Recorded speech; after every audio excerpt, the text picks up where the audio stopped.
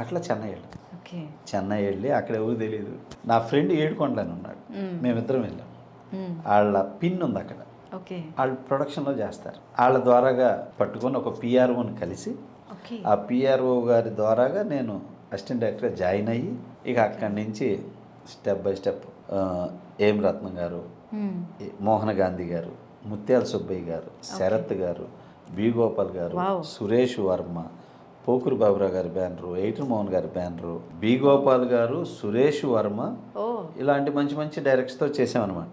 Okay. అలాగా నాకు ప్రతి ఒక్కళ్ళ దగ్గర ఎవరి స్కూల్ ఏంటి, ఎవరు ఎలా హ్యాండ్లింగ్ ఉంటుంది అనేదాన్ని తెలుసుకోగలిగాను. బి గోపాల్ గారు చాలా టఫ్ అంటారు.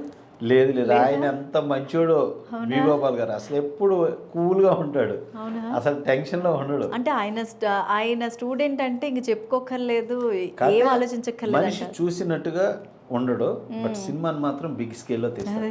చూస్తే ఈయన అన్నట్టు ఉంటుంది, కానీ గ్రేట్ సక్సెస్, అన్ని సక్సెస్ సినిమాలే. అంత మనిషి కూడా చాలా మంచోడు గోపాల్ గారు. ఓకే. మా గురువు గారు. అదే